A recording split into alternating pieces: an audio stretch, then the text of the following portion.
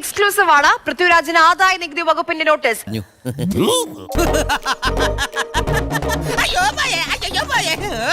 നീ അന്ന് നോവിച്ചു വിട്ടതൊരു പാമ്പിനെയാടാ.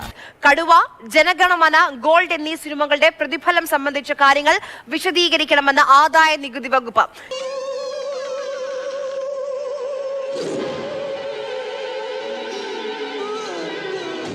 സ്വാഭാവികമായിട്ടും എമ്പുരാന് ശേഷമുണ്ടായിട്ടുള്ള ഒരു നടപടിക്രമങ്ങളുടെ ഭാഗമാണോ ഇതെന്നുള്ള സംശയമുണ്ടാകാം. സിനിമകൾ ഗോൾഡ്, അതോടൊപ്പം തന്നെ ജനഗണമന, കൂടാതെ കടുവ, ഈ 3 സിനിമകളിലും പൃഥ്വിരാജ് അഭിനയിച്ചിരുന്നു. പക്ഷേ അഭിനേതാവെന്ന നിലയിൽ പണം വാങ്ങിയിരുന്നില്ല. മറിച്ച് പ്രൊഡ്യൂസർ എന്ന നിലയിൽ, ഒരു പാതി നിർമ്മാതാവ് എന്ന നിലയിൽ പണം വാങ്ങിയിട്ടുണ്ട്. അപ്പോൾ അതുമായി ബന്ധപ്പെട്ട കാര്യങ്ങളാണ് വിശദീകരിക്കേണ്ടത് എന്നതാണ് ഇപ്പോൾ വ്യക്തമാകുന്നത്.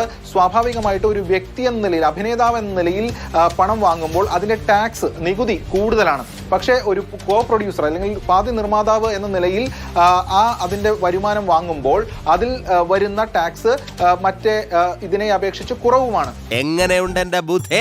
കൊണ്ടുപോയി ഉപ്പിലിട്ട് വയ്ക്കും.